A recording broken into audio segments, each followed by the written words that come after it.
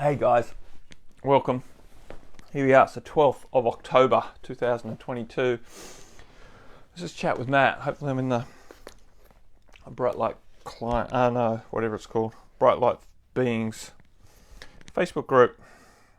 I've just come in. I was preparing to do some work outside. Here we go. My fingerprint actually read. That was good. Gotta be lucky sometimes. This is Chat with Matt. Here to talk about whatever you might want to talk about. I know there was a question written in because I saw it this morning as I quickly scrolled through. Let's do a refresh on this page. So quickly scroll through Facebook on my way out. Thank you everyone for all of the birthday wishes, by the way. I will get back to answering all the messages and stuff probably tonight when I don't have so much else to preoccupy me, like daylight to work in, etc. Here we go. So I'm on live. There's a photo of me walking in the Tararua. Not the Tararua at all. That's in the Nelson Ranges down South Island, top of the South Island.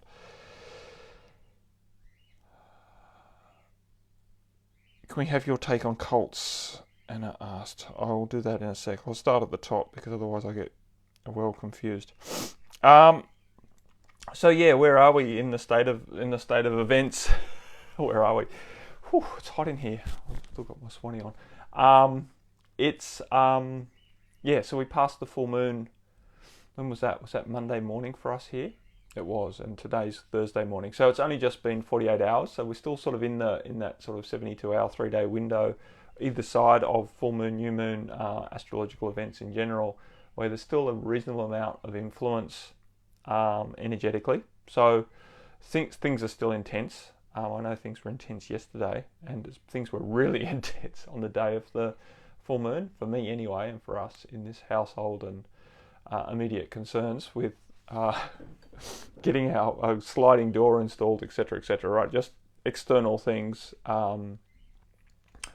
but provoking. So external things going wonky, which is a sign that the energy's high anyway, because everyone's, out of sorts, quote unquote, feeling emotional, feeling intense, feeling irrational.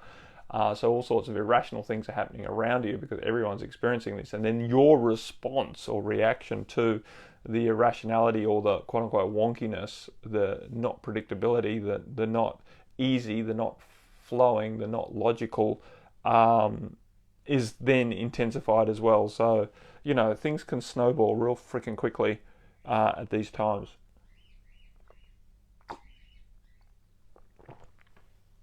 I feel I did a pretty good job, considering it was the day before my birthday as well. And traditionally, birthdays haven't been a particularly comfortable time for me. Thanks, Audra. Not particularly comfortable. I don't like being the centre of attention generally, which is quite ironic now.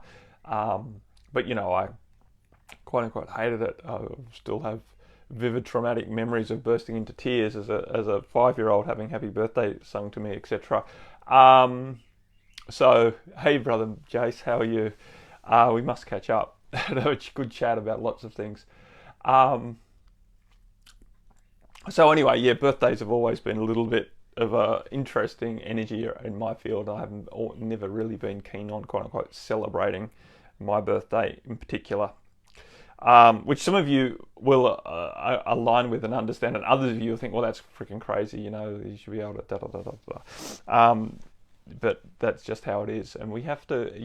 It always helps to have a level of acceptance around whatever predisposition we've been left with based on our history, right? Whether that's this lifetime or before, our ancestral programming, if you want to call it that, our past life programming, all sorts of influences have an effect. And so, some people are crazy fearful of heights. Some people are crazy fearful of spiders. Some people are, crazy fearful of having the door closed when they're in a room. People have all sorts of interesting traits, phobias, dispositions based on events that they generally have no recollection of. Hey, Sister Susie, I noticed you were up early this morning based on when you put a comment on my post. It was about 5:30, according to Facebook, which might not be accurate. But I notice these things. I notice these things. The point is, it's no good making ourselves wrong for being these ways, and it's no point getting too desperate, quote unquote, to fix them either.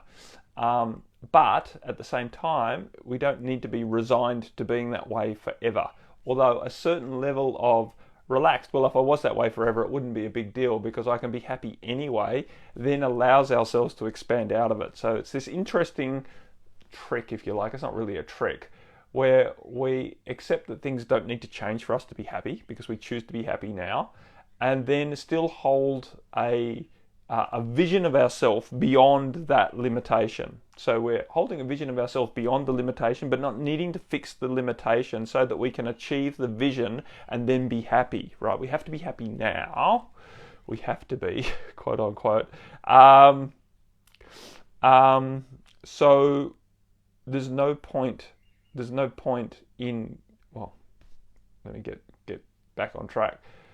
It doesn't serve us to get contracted around thinking that the problems are holding us out of our happiness. Happiness is something we get to choose, and the more that we can choose it, the more consciously and consistently we can choose to frame the current situation we're experiencing in a quote-unquote happy mindset, a positive mindset, which is not toxic positivity. It's not about brushing away the discomfort. It's about choosing to be happy despite that stuff, right? It's choosing to align ourselves with a more expansive perspective of ourselves and the situation, so that we don't get locked into small me, big problem. When we become more expansive, it's big me, small problem, and that makes it much more easy. Hey, Sister Jen, thank you for the birthday blessings. And so the point is to be aware, right? Everything has to start with awareness. If we're not aware of our traits, and if we're trying to be in denial, that long river in Egypt, if we're swimming in denial, we've got other things to worry about other than our problems.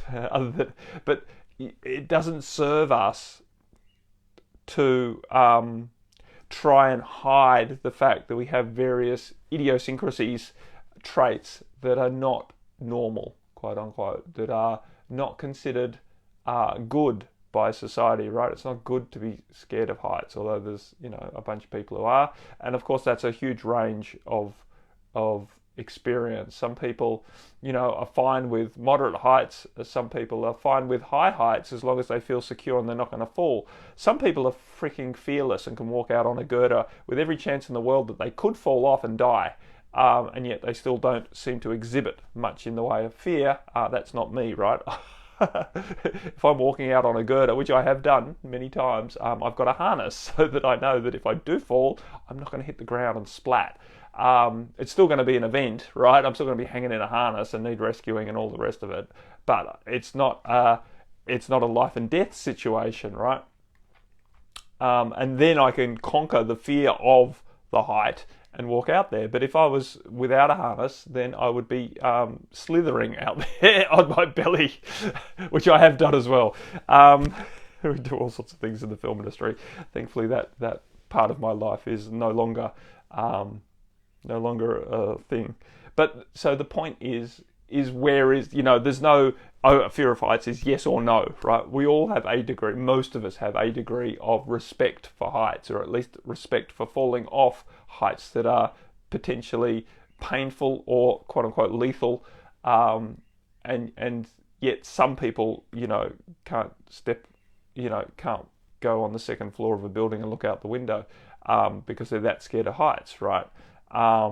Which is a little bit irrational.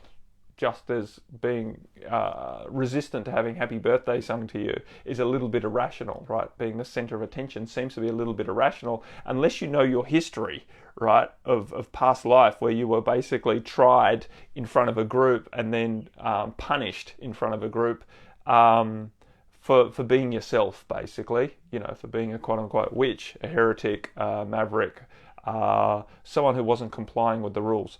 So when we have that level of background, and some of us have had that experience multiple times in our last few thousand years history, then being the center of attention and have everyone look at you is provokes that level of trauma again. And unless you can rationalize it and surf that wave, then it can become overwhelming and put you into non-functionality, in an emotional shutdown, stress state. Jill said, "Hi Matt, can confirm illogical stuff happening around me and affecting me. The house saga has taken the bizarre twist." Oh my goodness, this is going on for a while. House has taken a bizarre twist of me having to dig up legal paperwork from 2006 to prove the bank and I had a mortgage with 1995-2006 got paid back when I switched companies. Land registry docs. I need to be able to sell my house. Flagged up bank claiming still to have interest in the property. Very tough to stay in a happy place when faced with illogical, unbelievable hitch that has surfaced. Starting to think an entity from this or past life is actively blocking my move. So frustrating. Yeah, it definitely feels like you're cleaning up some stuff from the past, definitely. And this idea of banks, claiming to maintain mortgages if the mortgage wasn't discharged appropriately at the time by the legal team at the time, the paperwork can still be in place even though the money was paid back, etc., right? But mortgages have to be discharged in a certain way. They're not called death grips for nothing, right? Mortgage is death grip. And so banks don't let those things go easily, right? They're not designed to be let go of easily. So yeah, but it's good. In so many ways, it's good that it's cleaned up, right? This is the point, because energetically, all of those quote unquote death grips and claims to our freedom and our rights and our personal property is a net drain on our energy. So good to get it cleaned up. Hey, Sister Maria, thank you. Anyway, I'm going to get on to the question that was written in. There's a couple of questions now written in. One about cults. One about Jen asked when to stand up versus when to let things go and flow. How to let things go and flow through. If I read it all in one go, there's no actual punctuation there. When to take a stand and when to let things go and flow through. Yeah, there's no hard and fast rules mentally, Jen. In my opinion, there's no recipe for knowing that. In my opinion, we can't just apply a set of rules and come out with the correct answer. I feel it's very much a heart-based, intuitive knowing when it's appropriate for us to bring a point to contention and to stand against things, and when to just step aside. There are in-betweens, right? Because quite often we don't need to feel like we're defeated when we let things go and flow through, right? The point is not to necessarily need to comply with what you're letting go of, but to simply choose to ignore it. And so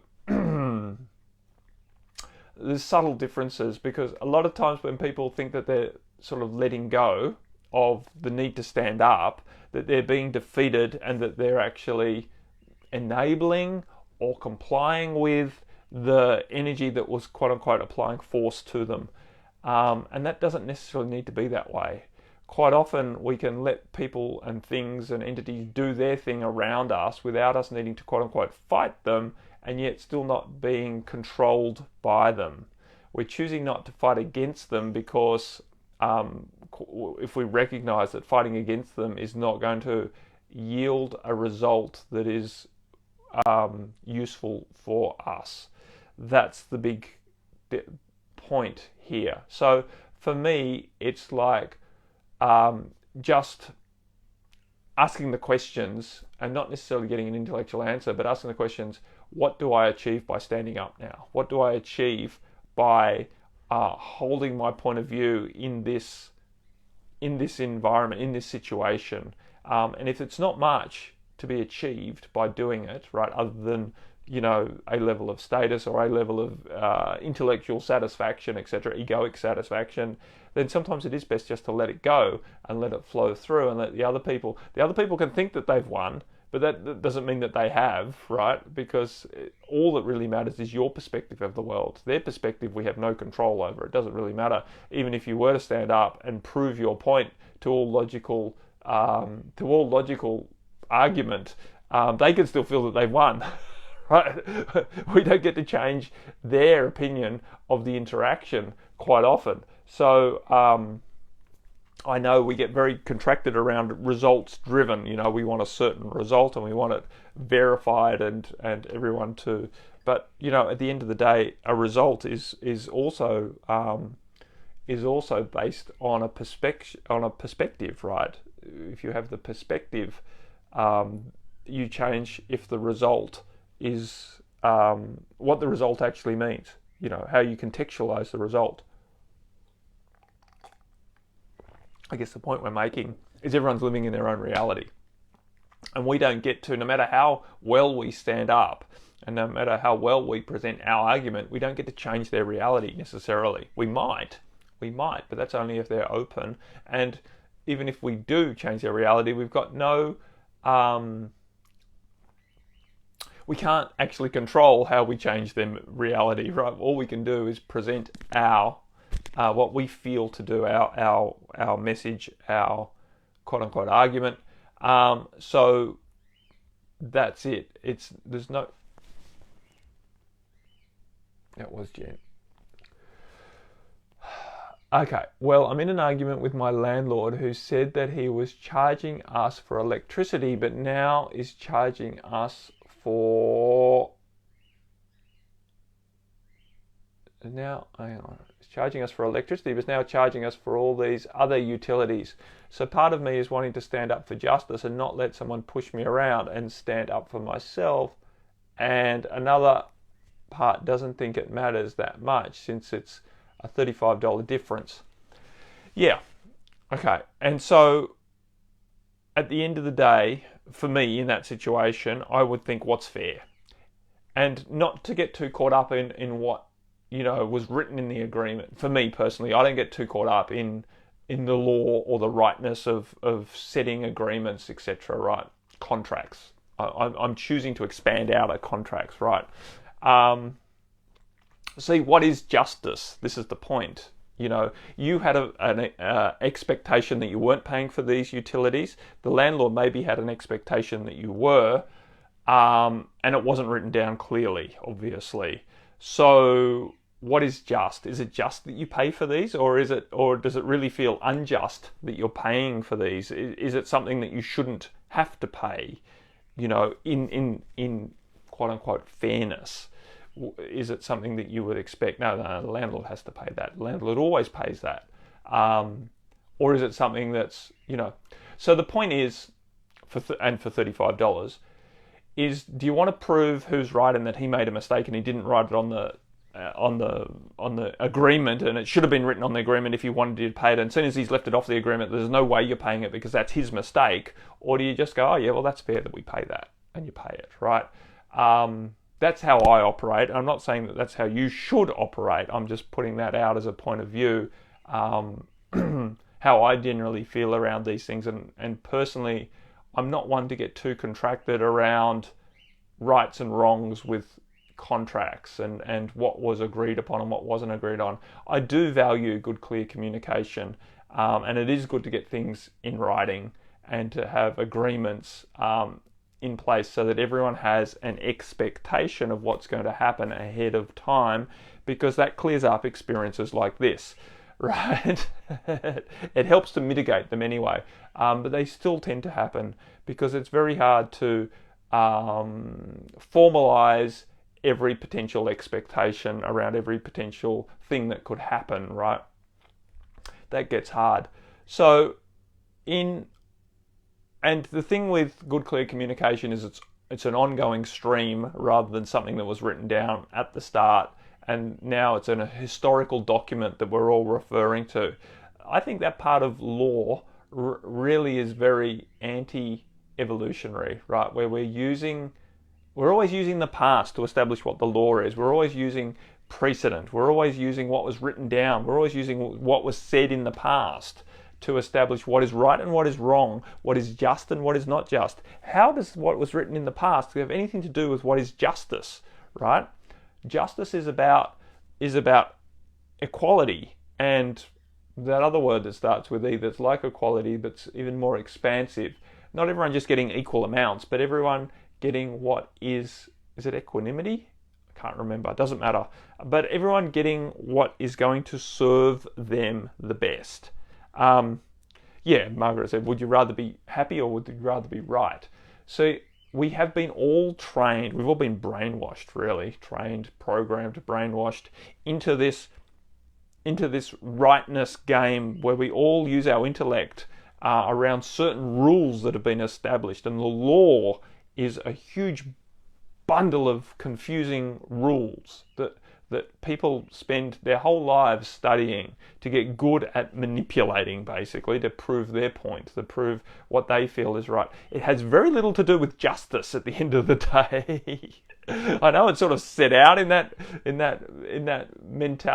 idea that it should be about justice, but a lot of the time it's about precedent and right and the rule of law, which is basically following all of these entangled rules and precedences and crap, because we have a whole heap of people doing a whole heap of very immoral, unjust things in the world, right? They're basically taking advantage of a lot of people, and they're within the law. And then you have people who are basically harming no one, and they step out of the rule of law and they get punished for it. They harmed no one generally, but they didn't follow the rules.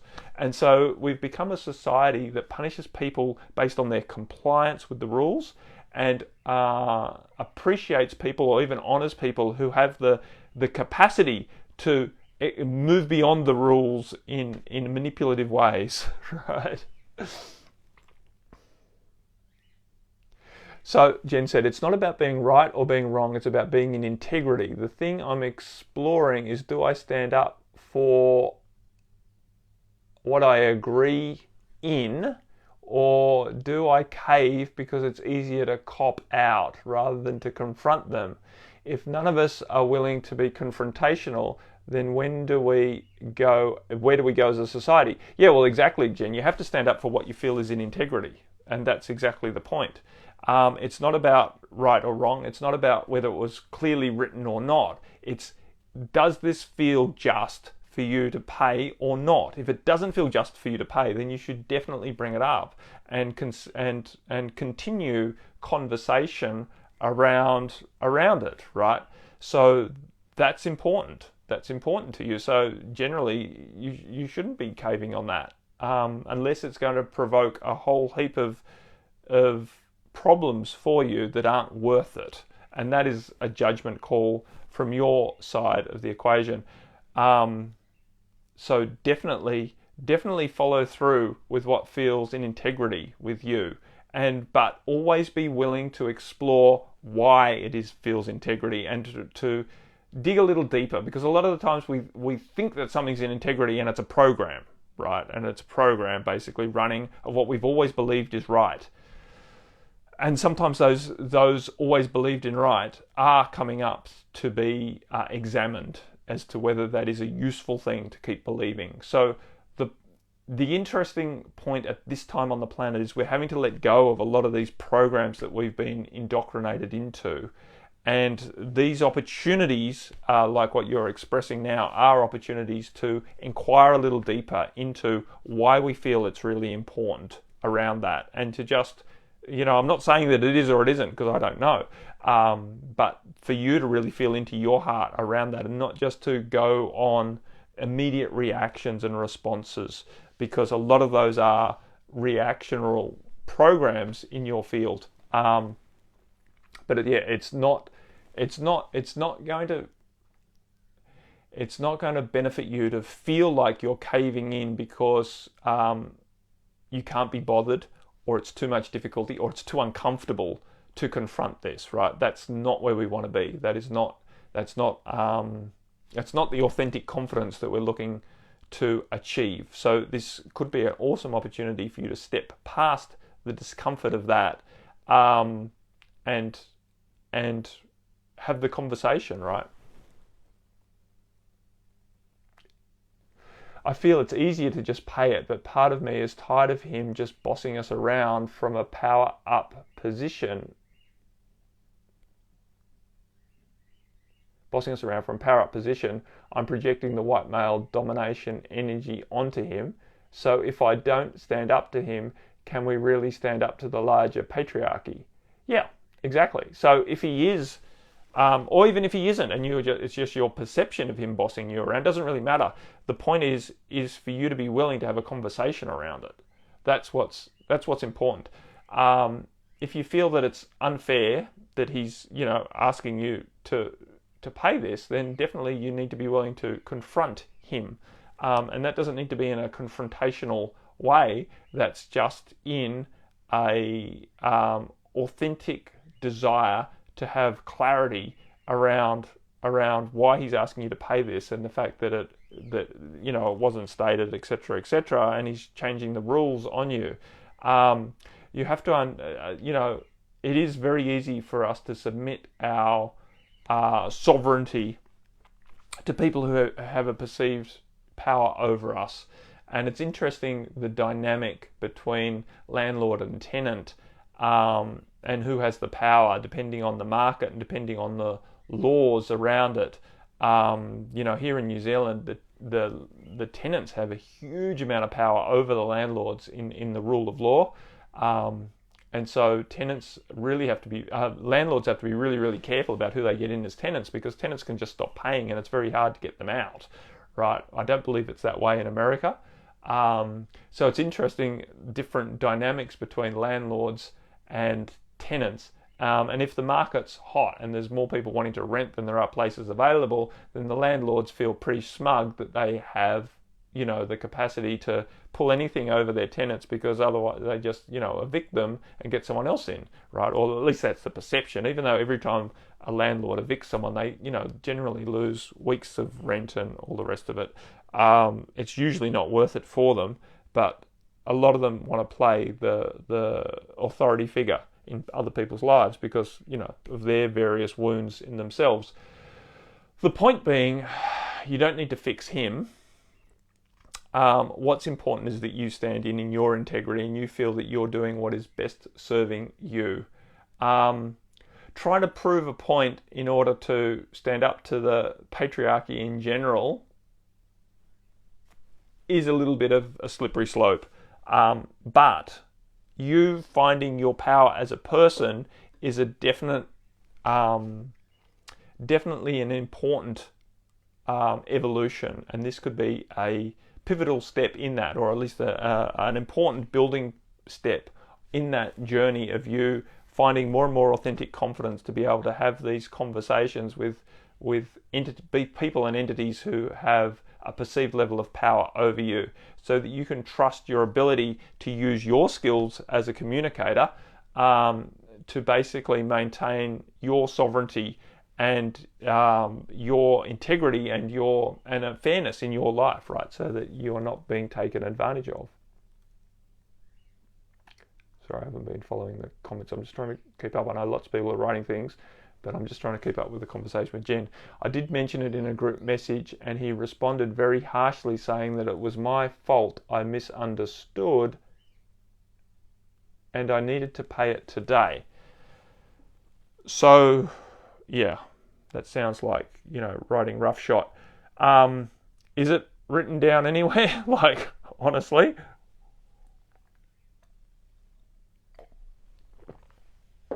And I don't know what the course of action is over there in terms of tenancy tribunals and whatnot, and all, a government authority, state authority over that adjudicates in such situations, so that you did have a clear avenue to take it further, is always helpful. Yeah, it's a month to month, so you don't have a lease agreement, so he has a lot of power. Well, you need to look at what's really important to you and what's, when I'm in such a situation, I always look at what's the worst that could happen and how am I going to cope with if that worst thing happens. So in this case, the worst thing that happens is you're evicted and you need to leave. And can you find somewhere else? And do you trust in the universe to provide you with something else? And is that going to serve you to stand up and say, I'm not paying that, and if you want me to pay that, I'm out of here, right? And stand your ground, and then have to go through all of the hassle of moving and all the rest of it over $35. But if that means standing in your integrity and feeling that you're standing up to a bully authority figure, the white male patriarchy, then that's it's a bargain, right, for you, because you're going to be a lot stronger out of it, especially provided if you can maintain your confidence in doing so and don't feel after you've done that you were stupid, you've made a mistake, you've made your life harder just to be, obstinate or whatever, right? You need to be very, very clear in how important this is for you if you're going to take that that stance, so that you don't regret it afterwards, right? And you don't go back in hindsight and judge it as something stupid or something childish or something immature or something, somehow a wrongness, that you stood your ground there and you really back yourself fully. That's important. That's important, that you really get very, very clear on how important this is for you, and how far you're willing to go, and that you have no regrets in doing so, right? Because we don't want to, try and call a bluff and then get called out on it and then feel like, oh, that was stupid, now I'm having to do this and do that. And you have no, you're not sure how you're going to be quote unquote tested once you do have to move, if that is the case, right? And I'm not saying that would be the case. It could be like you stand up and say, no, I'm not paying that. He'll go, okay. Right, or whatever. He probably won't go easily by the sounds of him, but that's not the point, right? The point is not to get out of paying $35. The point is to stand up for what you feel is right, in integrity, for yourself. And as I said right at the start, there's no easy way to tell. There's no cookie cutter recipe that you can just apply to this and get the answer, whether you should stand up or whether you should just, let it go and maintain your peace and go about, frying different fish. I've got bigger fish to fry than dealing with this landlord and his stupidity. It's really, it's not easy for me to answer from this side of the equation, but we're definitely holding space. So I think I'm going to just move out either way. Well, if you're just going to move out either way, then you're not going to pay it, right? That would be stupid to pay it and then move out because you feel that this guy's an asshole. That's a lose-lose for you. Although, staying there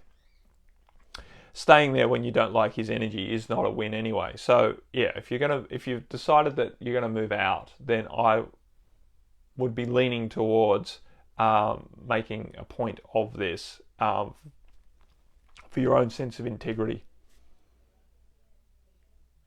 Be more about finding some time to find something. Yeah, and that comes down to you having to look at where the market is and look at your opportunities and trust, right? Because we all want more time to do everything. Sounds like what meaning I am creating out of this situation. I'd encourage you not to get too fearful about finding something else and therefore needing more time, therefore wanting to pay this, so that and at the same time, if you really feel that that is the right way to go, it's about operating from love, not fear. At the end of the day, it's about really getting into your heart, feeling what's important for you and following that. And if you do feel, obviously you feel reasonably, that this is a reasonably important topic for you. So I think there is definitely an opportunity for you to exercise your confidence in showing up and speaking your truth and standing up for yourself, and basically trusting that whatever happens, it's going to be a beneficial outcome. Whether it's easy to find another place, whether it's difficult to find another place, it doesn't really matter, right? Your job is to trust that process and to trust that everything that follows from you standing in your integrity is part of you releasing a whole snowball of energies of forced compliance in the past, and all sorts of resistance that you have and all sorts of fear that you have of standing up to perceived authorities. So yeah, awesome opportunity. Difficult, especially when it's a reasonably small sum of money in the scheme of things. Makes it hard to justify in your mind, but energetically you have to look at the bigger picture of what's available. And also be on guard that you don't get caught in this mindset of just wanting to prove a point, because that can take us down a road where we bite off our nose to spite our face, etc. And that's not useful. What's important is that you're following your heart and you're standing in your integrity, and you are not allowing authority to push you around through fear-based contrivances. And housing is a big thing energetically for us. It's our safety, it's our home, so yeah, landlords can exercise a lot of power over us. I'm just opening this up because, that's right, Anne asked, it's already 9:39.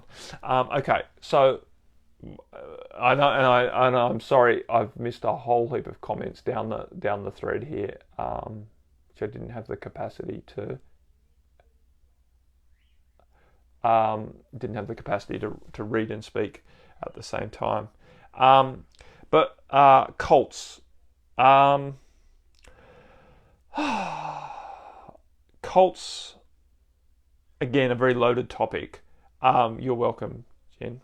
And we're definitely holding space for you to move through this experience, in an empowered way, in an expansive way, in a quote-unquote peaceful way, even though you might be provoking lots of not peace from within you.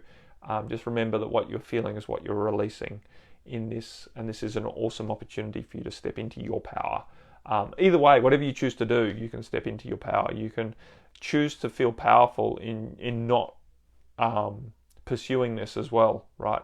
It's not either do it and do what's right or cop out. Let go of this cop out thing, right? It's also powerful for you to go, this isn't worth my time, right? That's a powerful statement. That's a powerful admission of where your energy lies and what you are choosing to invest your energy in, right? So you can definitely choose not to pursue this and still feel very integral and powerful in yourself, and just choose to take your time in moving out. And that is also not you copping out and not you being out of integrity either, if you choose to perceive it in that way, right?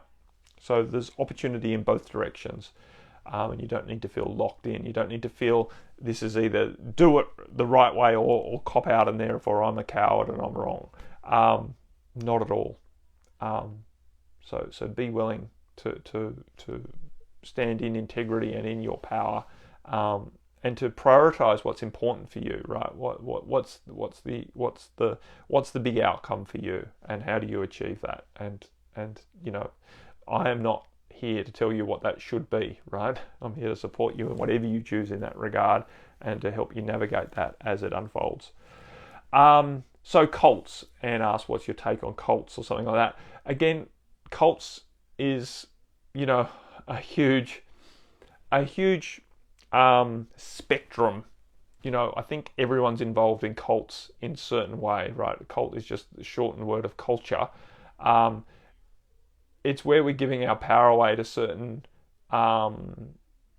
leaders or the group mentality that's built around. Usually there's a leader that starts a group, but then the cult is really the culture of a group that keeps you engaged. So when people are caught up in cults, they're not just because the leader has power over them. That's not generally the biggest driver of the cult. Believe it or not, someone who has experience in this, it's the community. It's the sense of belonging. It's the sense that you belong to a group of people who feel comfortable to be around. And they're comfortable to be around because they've all been brainwashed in the same way. This is the point, right? They all use the same lingo, they all have the same beliefs, and they all support everyone who's prepared to be in alignment with that culture, that cult. So it feels really comfortable to be in it until it comes to the point where you realize that you're out of integrity, that the cult now, the culture, is not in what your soul wants to do and how your soul wants to express yourself. And as you start to want to express your soul in a more authentic way, then the cult, the culture of the group, rejects you, right? There's huge pressure to stay in so that everyone's in the hive mind of behaving the same way so that no one stands out, no one's different. This is the thing. And then if you do dare to feel that it's important enough for you to be different, then there's this rejection that happens, and there's a fear of rejection. So they all say the same things, exactly, Mary. But the point is, we see this in the extreme and what we call a cult, but that very same phenomena is happening in multiple ways in various states of dilution or intensity all throughout society, right? We could, church groups do the same to a certain degree, not as intensely. Family groups do the same to a certain degree, not to the same intensity. Societal groups, sports clubs, all of these things basically play on exactly the same psychology, exactly the same emotionality of wanting to belong to groups. And if we have a certain amount of commonality, then we're accepted. If we express too much individuality, then we are rejected because we feel dangerous to the group. The whole of society is a cult, is a culture of the same sort of thing, although of course it's more dilute. So the point is, when does something become a cult and when is it not, right? That is a very individual perception or subjection, right? So it happened all around general society and the vaccination things or the mask wearing things, all sorts of ways we could look at it, all sorts of economic things, all sorts of social things. Fashion is basically cult led, right? And people who get in various cliques and all the rest of it, right? It's all of the same psychology. So while we see it in some extreme cases and say, well, that's a cult, the very same thing is happening everywhere. So it's all coming up at the moment for us because we're all being inspired more and more into an individual expression of ourselves at this time. So we're noticing it. So the point is not to get judgmental around what's a cult and what's not, because what one person believes is a cult, another person believes is just normal. And, trust me, the people who are in a cult, and we're all in a cult to some degree, don't see the thing that they're in as a cult until all of a sudden they do. Right? Because when you're in it, it's very normal, it feels very nurturing, it feels very, very sustaining and affirming, and it's wonderful, right? Until it's not, and that's the same in various layers. So even people who are in a cult will judge other people as being in a cult and not see that they're in the cult because their cult is serving them, and another person's cult seems foreign. So, like most things, judgment doesn't help. Anyway, my friends, I've gone well over time again. That's a good start on cults and understanding the psychology around them and understanding that we're all playing that game.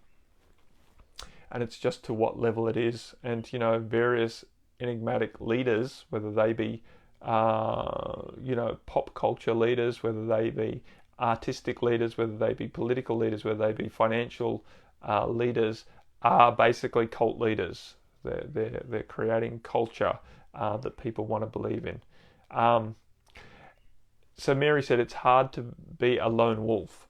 It is hard, and it's not even necessary. I think as we choose to express our individuality and choose to see the whole of humanity. As we choose to stand in integrity, we tend to find others who will stand in integrity with us. And I do believe, although it has been very difficult for many of us to break out of various inauthentic expressions in order to stay in belonging with community, that we are starting to find levels of community forming around us as this evolution is occurring. M said, as we are called into group through the heart connection, and sovereignty is right here. Exactly. So it's happening. It's happening. Our job is to really prioritize our authentic expression of self, and not to feel that we need to cave in order to stay in the safety and the comfort of belonging to various groups that have their commonality in a culture that is manufactured by any particular leader or faction that may or may not have an agenda. Always has an agenda, really.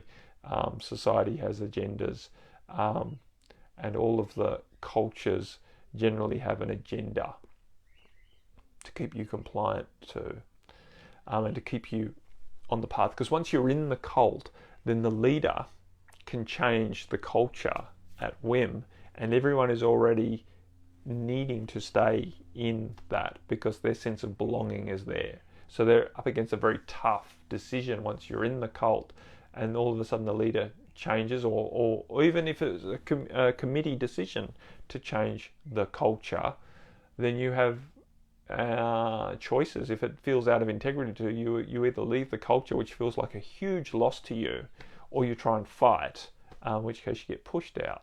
So anyway, M said, I'm moving with a belief I belong to life, and there I'm finding relaxation as I unmesh with the old ways. Awesome, I love that. I belong to life. Yeah.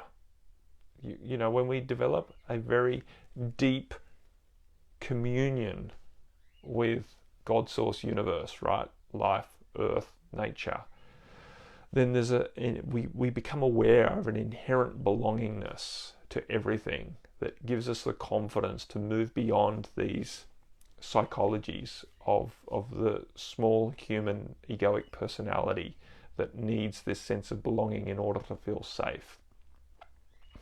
This is the pathway of, spiritual evolution. We all should outgrow the need to have these cultures and these communities. And the irony is, as we outgrow the need for them, we can allow ourselves to be in community with others in a deeper way than we ever were.